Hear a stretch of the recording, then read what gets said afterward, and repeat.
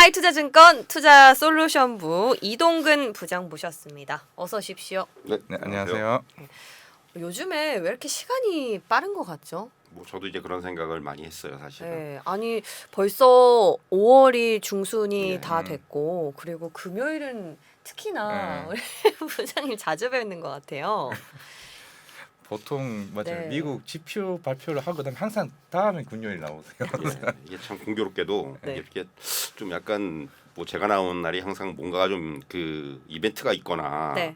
시장이 좀 이게 좀 크게 움직이거나 하는 날 제가 나와가지고 네. 참 제가 여기 나와서 말씀드리기가 굉장히 좀 어려운 그런 환경들이 계속 조성이 그래요? 되더라고요, 보니까. 저희는 오히려 그런 날에 우리 부장님께서 나와주셔서 너무 감사한 게 항상 멘탈이 막 이러고 있을 때 와가지고 딱 이렇게 정리를 해주고 가시니까 너무 좋더라고요. 자, 이런 관점에서 어제 간밤에 나온 그리고 그저께 나온 CPI 말씀 많이 하셨겠지만 좀 개괄적으로 예. PPI랑 함께 정리를 좀 들어볼까요? 먼저. 사실 이제 먼저 네. 어제 이제 뭐 장이 많이 급락을 해가지고 사실 저도 어제 하루 종일 상당히 좀 많은 뭐 문의를 받았고 또 이제 뭐 그런 말씀을 많이 드렸는데 이제 항상 개인 투자자들께서 이렇게 장이 좀 급락을 하고 이제 좀 그 뭔가 타격을 입을 때 그 멘탈이 많이 흔들리십니다. 근데 이제 그거는 정말 어제 같은 하락은 뭐 이게 뭘 어떻게 그 액션을 취한다고 그래가지고 이거를 막을 수 있는 부분은 거의 없습니다, 사실은. 그러니까 저는 뭐 이게 뭐 누구의 잘못도 아니고 사실은 어떤 이 시장의 지금 그 흐름 자체가 저는 그렇게 생각을 해요. 한 번은 거쳐가야 되는 과정이다. 지금 이제 결국 뭐 연준이 이제 금리 인상을 하고 뭐 긴축에 본격적으로 돌입을 하고 그러면서 이제 위험 자산에 있어서의 어떤 경중이 가려지고 차별화가 나타나고 이제 이러한 과정이에요. 지금이 말 그대로. 그러면서 이제 좀 과도하게 올랐던 부분들에 대한 거품이 좀 빠지는 과정이기 때문에 이런 부분들에 대해서 그것이 결국 시장에 크게 영향을 준 것이고 그래서 이제 뭐 그런 얘기들 많이 하잖아요. 이제 결국 어제 같은 장은 그야말로 이 멘탈을 잡고 잘 있는 것이 최선의 대응이라는 그런 뭐 얘기를 제가 뭐 많이 들었는데 저도 거기에 동의를 해요. 너무 뭐 지금 어제 시장에 대해서 뭐 지나치게 또 이게 네. 좀 과도하게 이게 좀 우려하시기보다는 이제 뭐 그렇다면 이제 바닥은 어딘가를 먼저 지금 봐야 되는 거죠. 저는 그게 더 중요하다고 생각을 하고요. 사실 이제 말씀하신 대로 이제 뭐 지금 단기적인 시장의 움직임에 영향을 주는 건 CPI, PPI 이런 거예요. 그러니까 그런 겁니다. 시장이 지금 네. 5월 FOMC가 끝나면은 뭔가 잘 될 것이다라는 기대감들이 있었어요. 맞아요. 지나갔습니다. 네. 그리고 이제 그 다음에 CPI 였죠. 그렇다면은 CPI가 나오면은 그때부터 시장이 달라질 것이다. 예. 그런 기대감이 있었습니다. 그런데 그것도 자체도 지금 시장에 오히려 실망감을 줬죠. 이게 어떻게 보면은 이 불확실성의 해소라는 측면에서 시장이 좀 이제 계속해서 기대를 걸었는데 오히려 불확실성이 계속 연장이 되고 있는 거죠. 그러니까 결국 이 CPI가 그걸 해결해 주지 못했어요. 그러니까 지금 4월 CPI를 좀 제가 간단하게 몇 가지 그 핵심을 좀 말씀을 드리면은 네. 자, 예상치가 높아요. 이거는 무슨 얘기냐면은 이게 그 물론 이게 어떤 전월보다는 조금 이제 둔화되는 모습이 나왔지만은 결국 시장이 기대했던 거는 좀 많이 떨어지길 바랬던 거죠. 근데 요번에 이제 CPI가 보여준 거는 이게 금방 떨어지지는 않겠구나. 안심하긴 예, 이르다. 안심하긴 이러구나. 이거 그리고 이게 좀 오래 가겠구나. 이런 것을 이번에 그러니까 둔화는 되는데 어제 PPI도 마찬가지예요. 그렇죠. 둔화는 되는데 시장의 기대치만큼은 둔화가 되지 않고 있다라는 거죠. 예, 이 부분이 어떻게 보면은 일단 첫 번째 포인트고 네. 두 번째는 이제 제가 좀 우려라면 우려를 할 수 있는 부분들은 결국은 그 근원 CPI가 이번에 오히려 올랐어요. 네. 예, 상승률이 지금 0.6이 나왔거든요. 전월 대비해서 3월에 0.3이었는데 이게 이제 조금 저는 이게 조금 우려가 되는 게 이게 굉장히 인플레이션 국면이 오래 갈 수가 있겠구나 우려가 되는 게 아닌 게 사실은 이제 이게 근원 CPI라는 거는 잘 아시다시피 이제 변동성이 강한 것들을 뺀 거죠. 네. 뭐 이제 에너지나, 유가라든가 에너지라든가 네. 이런 것들 다 뺀 거잖아요. 근데도 이제 물가 그럼에도 불구하고 오르고 있다라는 거죠. 그러니까 지금 이제 우리가 그 시장에서도 그렇고 이제 많은 그 분석가들이 약간 그 정가의 보도처럼 핑계로 사용한 게 우크라이나 전쟁이에요. 그것 때문에 이제 뭐 유가도 오르고 어쩌고 이제 그런 얘기들을 많이 했는데 이번에 나온 지표를 보니까 우크라이나 전쟁 때문이 아니더라도 물가는 오르고 있구나. 이게 이번에 증명이 된 겁니다. 예. 에너지 가격 이런 거 뺐는데도 불구하고 근원 CPI가 올라버렸어요. 이게 그러니까 결국은 지금 시장에서 가장 이번에 우려했던 포인트가 전 이거라고 생각을 해요. 그래서 이제 그런 부분에서의 어떤 이런 그 인플레이션이 예상보다 지금 굉장히 높다라는 부분이 조금 이제 피크가 아닐 수도 있다라는 저는 피크라고 생각을 해요. 피크 부근에 있다. 그러니까 딱 여기가 피크라고 보기보다는 이제 피크 부근에 있다라는 표현을 쓰고 싶은데 하지만은 시장은 이런 부분들에 대해서 굉장히 민감하게 반응할 수밖에 없어요. 왜냐하면 여기서 만약에 미스가 나버리면은 이게 의외로 피크가 아니고 여기서 더 올라가 버린다는 그런 가정이 나오면은 시장은 더 흔들릴 수가 있기 때문에 일단 이런 과민 반응을 보일 수밖에 없는 거고요. 그러니까 지금 또 하나 우려가 되는 거는 이제 앞에서 말씀드린 대로 물가가 굉장히 이게 좀 빠지더라도 굉장히 천천히 빠진단 말이에요. 이건 굉장히 어떻게 보면은 고통스럽죠. 네. 이게 왜냐하면은 잘 아시겠지만 지금 뭐 우리나라도 마찬가지인데 뭐 비근한 예로 밖에 나가서 뭐 음식을 사 먹으려고 해도 음식값이 너무 올랐다는 표현들 이번에 요새 최근에 많이 쓰세요. 네. 이제 외식 가격이라든가 이런 부분. 그러니까 그게 이제 어떻게 보면 우리가 실질적으로 느끼는 체감 물가인데 결국 이렇게 이제 물가의 어떤 그 상승세가 오랫동안 이어지다 보면은 네. 사람들이 쓸 수 있는 실질 소득이 감소를 하죠. 그리고 소비가 줄어들 수가 있다는 얘기입니다. 이거는 지금 사실 연준의 스탠스가 굉장히 이도저도 못하는 이유가 아시겠지만은 이거는 물가도 잡아야 되고 한편으로는 경기 침체도 막아야 되는데 그렇죠. 만약에 이런 식으로 소득이 줄어드는 효과가 나오고 소비가 감소하면은 경기 침체 가능성이 증대한다는 얘기거든요. 이런 부분들이 어떻게 보면은 지금 시장이 좀 걱정을 하는 이런 부분이 아닌가라는 생각이 들고요. 그리고 이제 요번에 이제 그 CPI나 이런 것들을 분석해 보면은 지금 계속해서 오르고 있는 건 주거비, 서비스 비용 이런 것들이 본격적으로 오르기 시작을 했어요. 이게 사실 굉장히 좀 우려가 되는 거예요. 그러니까 설사 향후에 뭐 이제 지금 요번에 다행스러운 건 그나마 중고차 가격이라든가 이런 건 이제 정점 찍고 빠지기 시작했죠. 사실 이거는 이제 바꿔 말씀드리면은 차량 관련해서는 좀 이제 어느 정도 수급이 조금은 정상화되고 있다라는 어떤 신호탄이 될 수가 있는데 어쨌든 간에 이런 것들이 빠짐에도 불구하고 지금 서비스 가격, 서비스 물가라든가 주거비라든가 이런 것들은 계속 지금 올라가고 있다는 얘기입니다. 그러니까 이런 부분들이 감안한다면은 앞에서 말씀드린 대로 인플레이션의 국면이 상당히 오랫동안 지속될 수가 있다. 사실 이제 지금 8%라는 측면에서 물론 이제 한 뭐 4%, 5%만 빠지면은 시장은 일단 안도를 할 거예요. 네. 다만 개인들이 받아들이기에는 인플레이션의 4%, 5%도 굉장히 높은 거거든요, 사실은. 지금 이제 그러기 때문에 이런 것들에 대한 간극을 얼마나 잘 좁혀낼 수가 있을 건지. 이게 결국 이게 어떻게 보면 연준이 이제 당면한 숙제입니다. 그러니까 결국 지금 자꾸 75bp 얘기가 나오는 이유가 빨리 이거 갖다가 잡기 위해서는 연준이 좀 더 강한 정책을 써야 된다는 게 매파들의 주장이고요. 그리고 시장에서 그런 말들이 설득력을 얻고 있고요. 왜냐하면 지금 계속해서 CPI라든가 이런 부분이 강하게 나오고 있기 때문에 그래서 결국은 이런 매파들의 주장이 설득력을 얻고 있는 거고 다만 연준이 과연 앞서 말씀드린 대로 경기 침체 가능성까지 고려한다면은 75bp 올리기는 저는 쉽지 않다고 봐요. 차라리 그냥 50bp를 몇 번 더 뭐 지금 뭐 파월 의장이 이번에도만 두세 차례라는 표현을 썼는데 그러니까 두 차례가 될 수도 있고 세 차례가 될 수도 있는 거거든요, 사실. 그리고 이제 어느 정도 이 CPI라든가 이런 부분들이 진짜 앞에서 말씀드린 대로 한 4%나 5%대까지 좀 떨어진다. 그럼 연준은 거기서는 이제 빅스텝에서 베이비 스텝으로 전환할 수가 있어요. 그렇기 때문에 지금 이 물가가 이제 좀 인플레이션이 좀 이제 굉장히 서서히 떨어지는 이제 이게 얼마나 그 기간이 길지 이게 지금부터는 중요한 거죠. 과연 지금 저는 한 하반기 정도가 되면은 하반기가 뭐 3분기가 될지 4분기가 될지는 제가 아직까지는 뭐 딱 집어서 말씀드리긴 어려운데 하반기가 되면 적어도 이제 이런 인플레이션이 지금 8%에서 한 5% 밑 정도까지는 가능하지 않겠는가라는 게 지금 아직까지는 저의 생각인데 물론 이제 그 여러 가지 변수가 있습니다.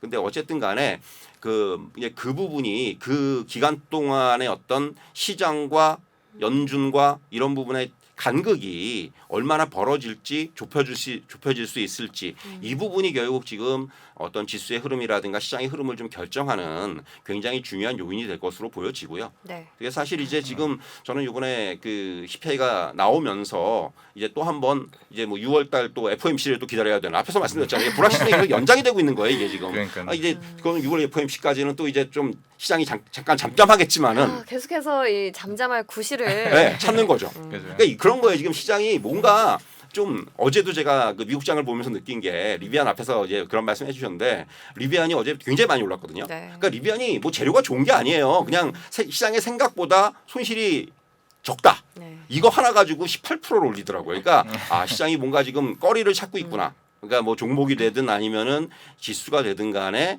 분명히 많이 빠졌다는 부분은 인식을 하고 있기 때문에 네. 그에 대한 이제 좀 그런 그 시장이 뭔가 구실을 찾고 있다라는 네. 좀 그런 생각이 많이 들었습니다, 사실은. 사실 구실을 찾아서 상단을 뚫을 수 있는 모멘텀을 찾는 거면 참 좋겠는데 그런 해석들도 요즘 참 많더라고요. 시장이 어떤 재료가 나와도 다 악재로 해석을 하는 거죠.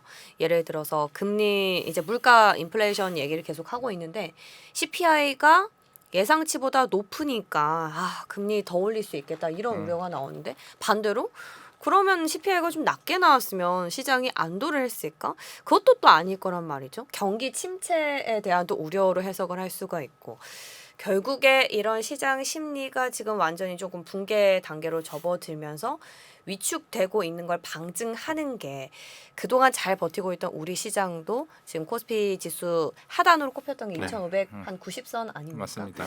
그 지지선이 약간은 지금 깨졌다? 네, 깨졌죠. 무너졌죠. 깨졌죠. 네. 라는 게 깨졌어요. 여실히 보여주는 시장 심리를 여실히 보여주는 게 아닌가 이런 생각이 드는데 이게 어떻게 해석을 해야 됩니까? 사실 이제 제가 좀 안타까운 부분이 네. 그겁니다. 사실 1월 달 이후에 계속해서 연중 저점에서 어떤 지지력을 그나마 2,600선은 굉장히 좀 견고하게 버텼어요. 네. 그러면서 이제 사실 국내 시장이 어떤 이런 그 하반 경직이라든가 이런 부분들이 오히려 미국 시장보다도 좀 더 견조했다라는 네. 그런 말씀 드릴 수가 있을 것 같은데 결국 요번 그 하락 국면에서는 이게 버티기가 쉽지가 않았어요. 야 뭐 사실 지금 뭐 시장의 어떤 전반적인 환경을 봤을 때 외국인의 매도세가 과거처럼 뭐 하루에 막 4천억, 5천억 이렇게 나오질 않습니다. 일단은 지금 시장에서 맞아요. 더 팔 게 없나요? 네, 확실히 그거는 줄었어요. 맞아요. 그럼에도 불구하고 시장이 어떤 지금 앞에서도 이제 그런 두 분이 그런 말씀해 주셨지만은 공포감이 좀 극대화가 돼 있는 국면이다 이렇게 좀 말씀드릴 수 있을 것 같아요. 사실 이제 지금 뭐 어떤 새로운 악재라기보다도 기존에 있던 악재들이 계속해서 증폭을 하고 있고 연장이 되고 있고 이런 부분들이 시장의 어떤 하락을 불러일으키는 가장 중요한 요인이 되고 있다 이렇게 말씀드릴 수가 있을 것 같고요. 그러니까 뭐 앞서서도 이제 뭐 CPI 말씀을 드렸습니다만은 그러니까 시장이 그 이전에 CPI 이전에 FOMC 이후에 그러니까 어떻게 보면은 지금 연준의 행보가 시장에서 신뢰를 이제 얻지 못하고 있는 이 부분이 가장 이제 근본적인 이유였습니다. 사실은 이제 뭐 파월 의장이 뭐 계속해서 그 미국 경제는 튼튼하고 뭐 이제 뭐 자이언트 스택까지 갈 이유는 없고 뭐 이런 얘기를 했지만은 시장에서는 그거에 대해서 의구심을 나타낸 거죠. 그러니까 뭐 파월 의장이 지금 연임이 됐습니다만은 결국 이제 어떻게 보면 지금 그 기본적으로 좀 그 이런 그 정책 대응의 기회를 좀 놓친 것이 아닌가라는 얘기들이 굉장히 요새 많이 나오고 있어요. 그러니까 결국은 파월 의장이 연임도 연임이지만은 이제 이런 실패를 좀 만회하라는 측면에서의 연임이 아닌가라는 생각도 들기도 하고요. 그러니까 지금 시장이 근본적으로 과거에는 어떤 그 파월 의장에 대한 신뢰도가 되게 굉장히 높았는데 네. 지금 요새는 어떤 얘기가 나오고 있냐면 커뮤니케이션은 굉장히 잘하는데 신뢰도는 점점 떨어지고 있는 거죠. 네. 그러니까 이 부분이 지금 시장이 가지는 근본적인 어떤 하락의 그 출발이라고 생각을 하고요. 네. 그래서 사실 우리 시장도 거기에 대한 영향을 받을 수밖에 없는 거고.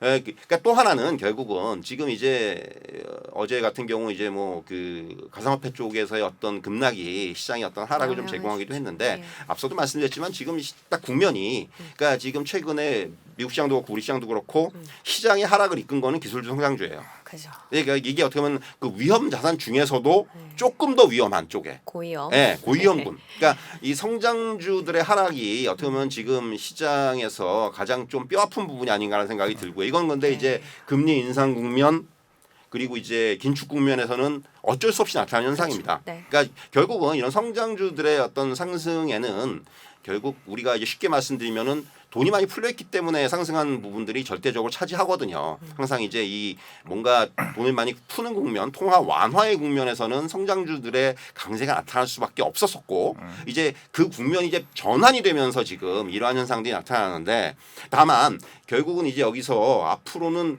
그렇다면은 이 성장주 내에서의 굉장한 차별화가 나타날 수가 있다는 거죠. 지금 이제 일단은 좀 다 같이 빠지고 네. 예, 좀 이제 그 힘든 국면이 나타나고 있는데 그 중에서도 이제 뭔가 실적이라든지. 실적이라든가 실체가 있는 말 그대로 그 어떤 비즈니스 측면에서의 어떤 그런 그 실체가 있는 쪽에서는 오히려 이번 하락이 또 기회가 될 수도 있어요. 네. 그러니까 특히 이제 뭐 잘 아시는 이제 뭐 애플이라든가 이런 종목들 같은 경우는 최근에 참 저는 이거 애플도 이제 한번 뭐 이런 말씀드리겠지만 이렇게 되면 다시 살 기회를 잡아야 되는 게 아닌가라는 생각이 들기도 하고 애플도 소위 예. 우리가 시장에서 봤었던 지지선이 약간 그렇죠. 무너지는 무너졌어요. 걸 보면서 네. 와 이게 이렇게까지 여파가 그렇죠. 이게 이렇게까지 크나? 이런 표현을 쓰는 거죠, 그야말로. 예. 그렇기 때문에 네. 그러니까 그 안에서 이제 결국 이 국면이 지나가면은 다시 한번 성장주 내에서의 차별화는 확실히 나타날 것이다. 이게 항상 거품이 빠지는 국면에서는 이런 것들이 과거부터 계속해서 반복이 되어 왔기 때문에 저는 뭐 그 부분은 크게 그러니까 지금은 힘들지만은 다시 한번 이제 또 이 추스리고 나면은 시장이 또 그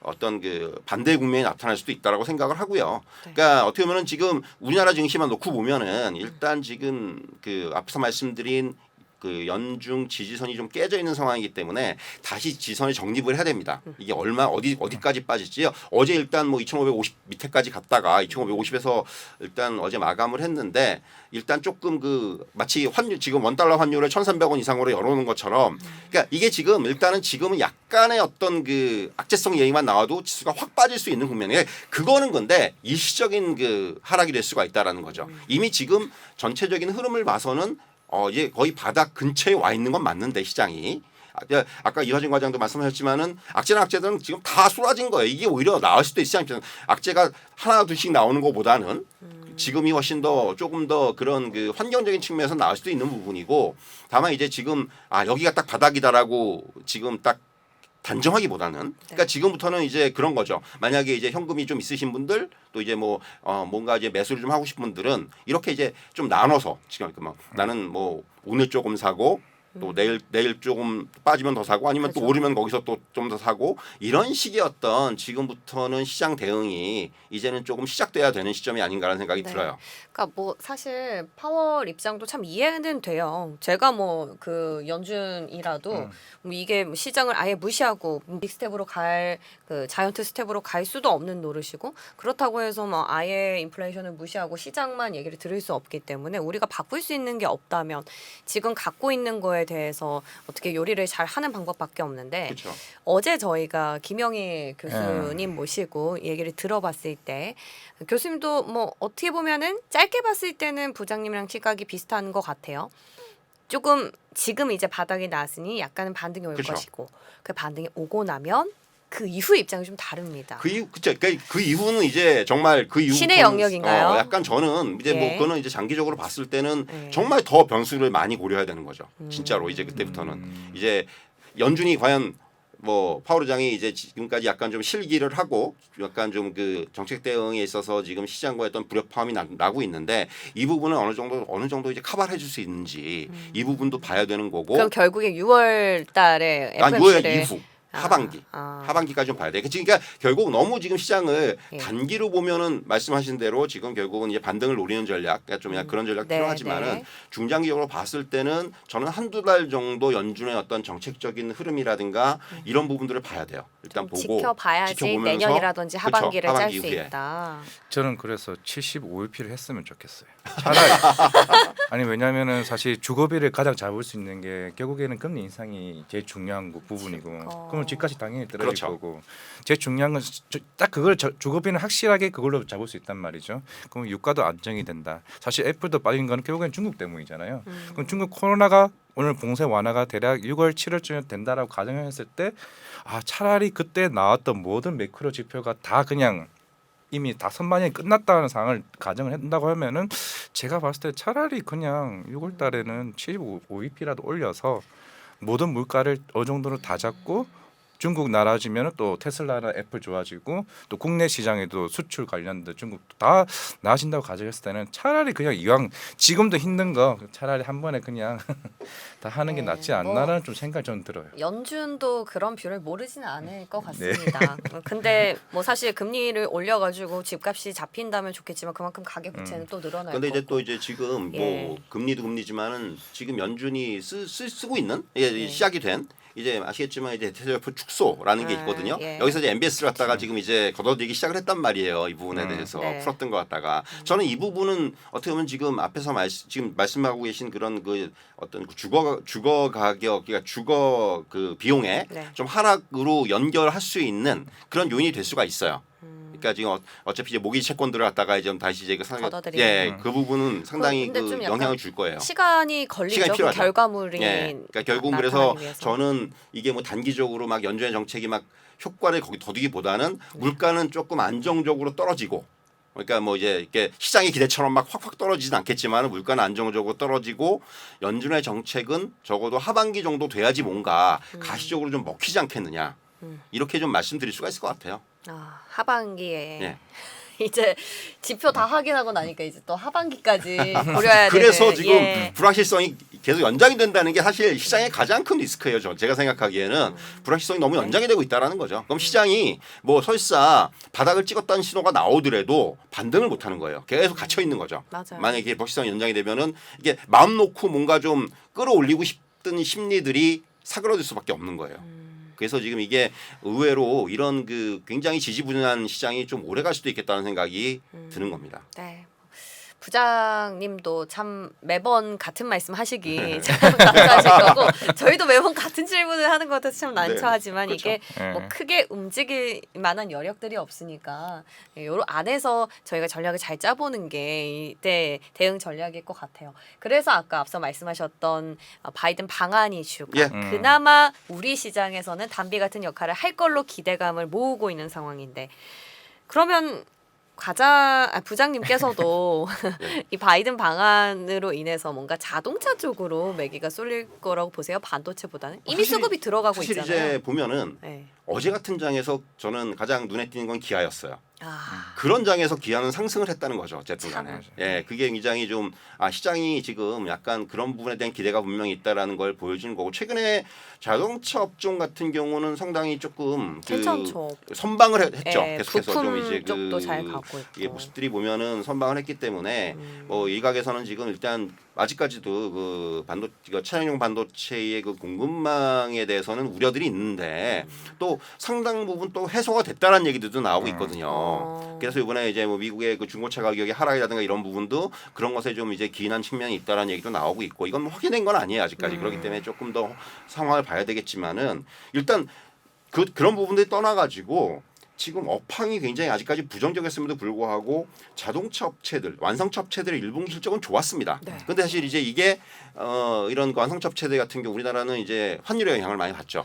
그러니까 이게 뭐 원달러 환율이 지금 뭐 1,290원 뭐 이렇게 가고 있습니다만은 이게 주식시장의 입장에서는 굉장히 지금 부정적인 재료입니다만은 수출 업체들의 수출 기업들한테는 굉장히 호재가 될 수가 있는 거고 이번 실적을 보니까 그런 부분들이 반영이 되기 시작을 했다.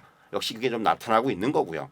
예, 앞에서 말씀드린 차량용 반도체 수급 개선이 이제 좀 나타난다고 가정을 하면은 생산의 정상화라든가 그리고 이제 또 하나는 지금 뭐 강판 가격이라든가 이게 오르면서 원재료 가격은 분명히 오르고 있는데 아시겠지만 자동차 같은 경우는 그 판가의 전가가 그렇죠. 굉장히 용이해요.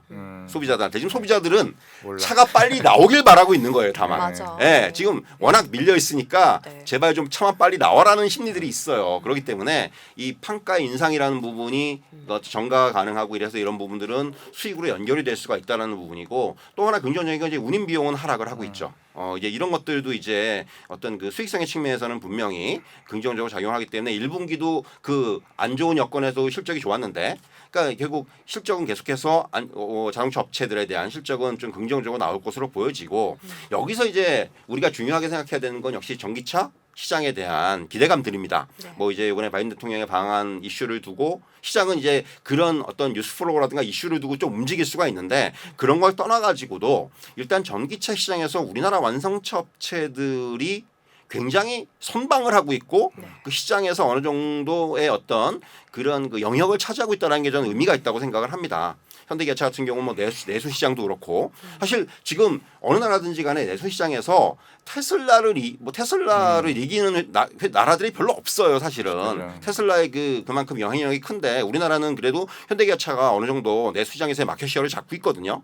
이런 부분들. 그리고 이제 우리나라뿐만 그러니까 어떤 내수적인 뿐만이 아니라 그 수출 측면에서도 그 주요 권역 뭐 유럽이라든가 또는 이제 뭐 미주라든가 이런 쪽에서의 어떤 경쟁력도 상당히 인정을 받고 있다라는 거죠. 뭐 잘 아시지 않습니까? 우리나라 이제 그 지금 현대기아차의 어떤 그 전기차 브랜드들의 어떤 그 전반적인 퍼포먼스라든가 어떤 그 이런 기술력이라든가 이런 부분들은 굉장히 좀 인정을 받고 있기 때문에 이런 거를 감안한다면은 굉장히 자동차 업종은 조금 그러니까 어떻게 보면 최근에 이제 주가가 오르는 측면들이 이런 것도 반영이 되는 거고 여기에 이제 앞서 말씀드린 바이든 대통령의 방안도 반영이 되는 거고 또 어떻게 자동차 업종이 오랫동안 너무 눌려 있었죠 시장에서 그런 부분들이 좀 튀어오르는 그런 측면들도 좀 반영이 되는 거고 다만 이제 부품주 같은 경우는 저는 조금 이제 그 차별화가 될 것 같아요. 무슨 얘기냐면은 원자재 가격 때문에. 그렇죠. 일단 원자재 가격의 정가 측면에서는 부품 업체가 불리해요. 그렇죠. 그래서 어떤 전통적인 부품 업체들보다는 네.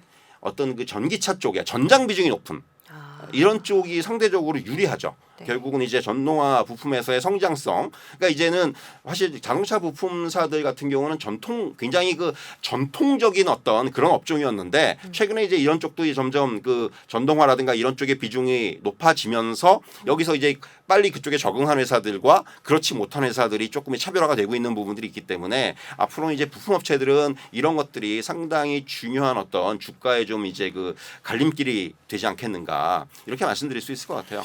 바이든 얘기를 하셨는데 결국에는 이제 보니까 또 다른 얘기가 나오고 있는 게 한미 통화수합 얘기가 혹시나 만약에 바이든이 오게 되면 새롭게 또 이게 그렇죠. 저번 달에 끝났다고 하길래 거기다 연장 얘기가 나오게 되면은 이제 외환에 대한 안정하죠. 연장하지 않을까요?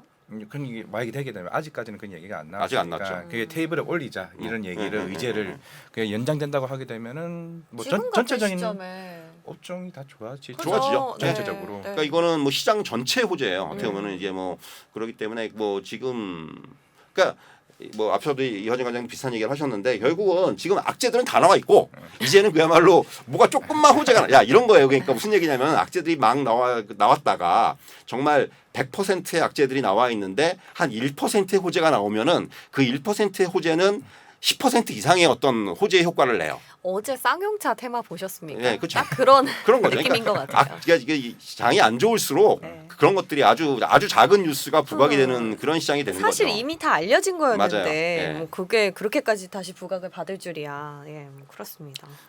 아무튼 통화수합이 그냥 제일 중요하게 생각했던 게 코로나 때 한번 그죠 한미 통화수합 해가지고 그때가 바닥에서 탈출했던 맞습니다. 첫 번째 예. 계기여가지고 네. 조금 이 이슈도 다음 주에 굉장히 좀 중요한 주제가 되지 않을까 싶어서 조금 한번 말씀드려봤습니다.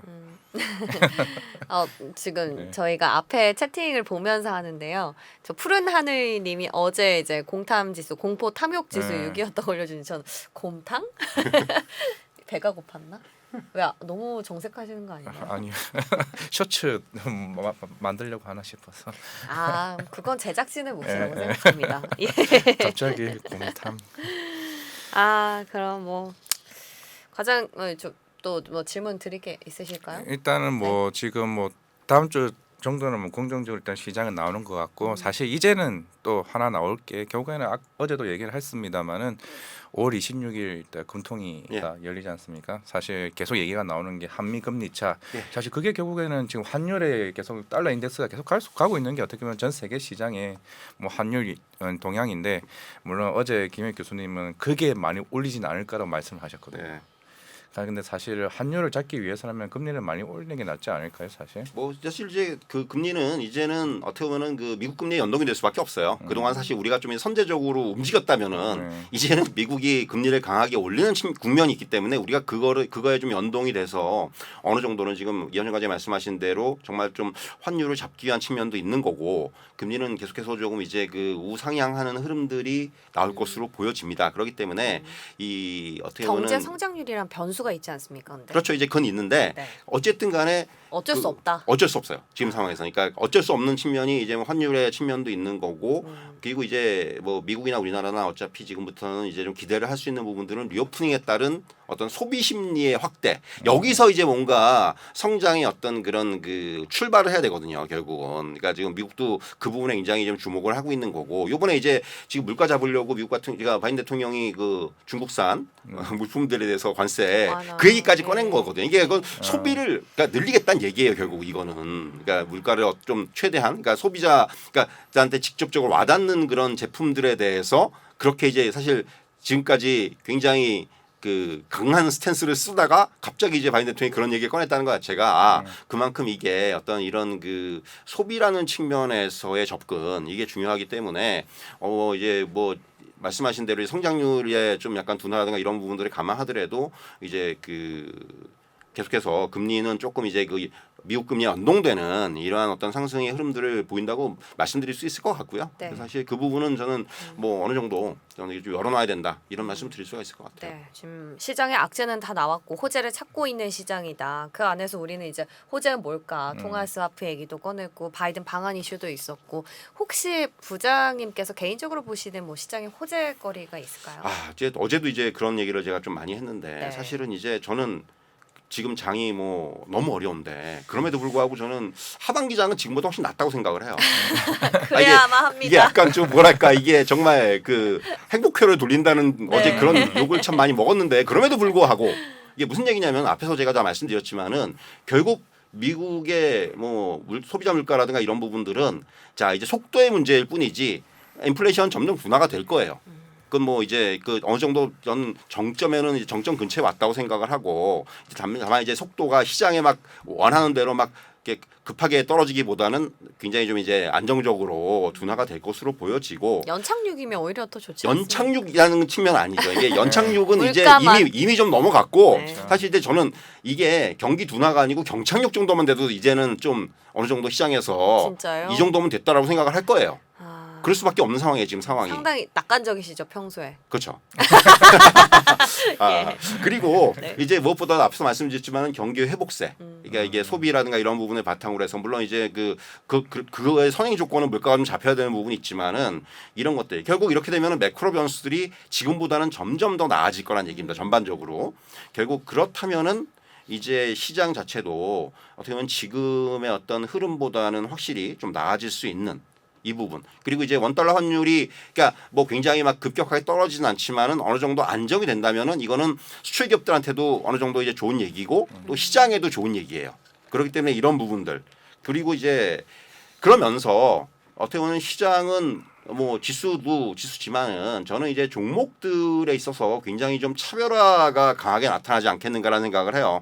이제 점점 이제 시장이 뭐 이런 얘기는 많이 이제 여러분들 많은 분들이 하시지만은 유동성 장세에서의 실적 장세의 흐름이 본격적으로 나타나는 이제는 이제 실적 다 발표했는데요. 아니 그게 아니고 2분기 이게 계속 그러니까 단순히 뭐 그러니까 분기 실적을 얘기하는 게 아니고 그야말로 이제 그 앞으로는. 어떤 장세 국면에 있어가지고 지금까지 유동성 장세에서 실적 장세가 본격적으로 나타나는 거죠. 결국은 이제는 그래서 어떤 기업들이 얼마나 이익을 내고 매출이 증가를 하고 그리고 이제 뭐 그 이런 부분들이 어떤 그 종목을 고르고 업종을 고르는 데서 가장 중요하게 잣대가 된다는 거. 지금까지 어떻게 보면 이런 그 종목들을 고를 때 우리가 성장성 맞아요. 이 부분에 굉장히 포커스를 맞췄는데 이게 어떤 그 포커스가 좀 바뀔 수가 있다는 거예요.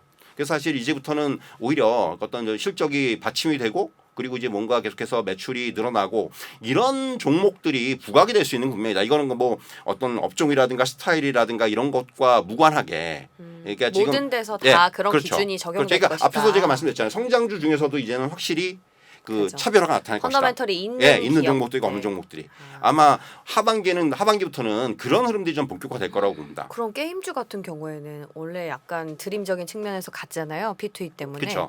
그럼 이런 부분들 더 힘들어질 수 있겠네요. 그러니까 이제 그게 이제 결국은 거기서도 이제 뭔가 신작들을 있는 것 내놔야 실체가. 되고 아. 그걸로 인해서 이제 이제 실적적인 측면에서 보여줘야 된다는 거죠.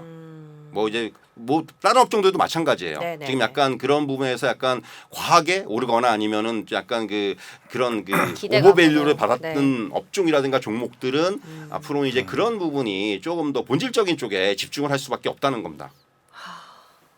그게 딱 이번에 유통에서 나왔잖아요. 네, 확실히 맞아. 좀 차별화가 나온 것 같고. 필수 소비재 쪽은 뭐 그렇죠. 미장이나 우리장이나 그렇죠. 다 선방을 뭐 했잖아요. 그리고 이제 뭐 최근에 이제 보면 이제 뭐 이렇게 실적이 가시화되면서 딱 그 연동이 되는 게 백화점 같은 경우가 그러니까. 최근에 굉장히 흐름이 좋았지 않습니까? 계속 말씀해 주셨던. 그러니까 이런 것들, 그러니까 이게 어떻게 보면 지금 이제 그런 흐름들이 본격화되기 시작을 하는 거예요 이제부터는.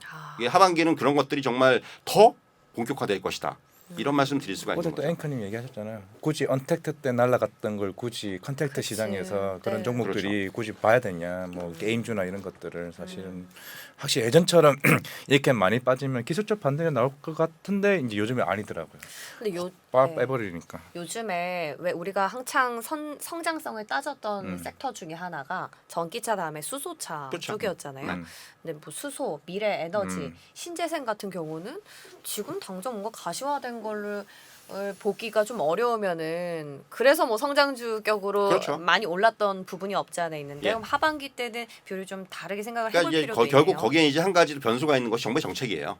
아. 그러니까 정책 이제 방향성이 어떻게 바뀔 수 있느냐, 아니면은 뭐 계속해서 그런 부분. 그러니까 저는 그 뭐 이런 신재생 에너지라든가 친환경 쪽의 정책이 급격하게 바뀔 것 같지는 않습니다. 그럴 수도 없고 이미 뭐 그런 이제 글로벌 어떤 그 트렌드이기 때문에 이제 그렇기 때문에 그런 부분들은 계속해서 뭐 지금 이제 이번에 1분기 같은 경우도 많은 뭐 풍력이라든가 태양광 종목들이 실적이 좀 부진했어요. 그럼에도 불구하고 애널리스트들의 리포트를 보면은 하반기에 좋아질 것이다. 저는 그쪽에 이제 그러니까 지금 당장 실적이 좀 안 나오더라도 그러니까 실적 장세 뭐는 그런 것들이 포함이 되는 거예요. 지금 당장은 좀 시장이 부진하더라도 앞으로 실적의 성장세라든가 이런 부분들이 전망이 된다면은 그런 종목들도 실적 장세를 어떤 후광을 수혜를. 입어서 갈 수가 있다는 거죠. 아. 그렇게 접근하면 될 것 같아요. 그냥 그 업종별로 구분하지 않고 그렇죠. 그 실적이 담보가 돼야 하는 건 맞지만 여기서 정부 정책이라는 건 또 새로운 모멘텀으로 반영이 그렇죠. 될 수 있으니까 그런 가능성 룸은 좀 열어뒀으면 좋겠다.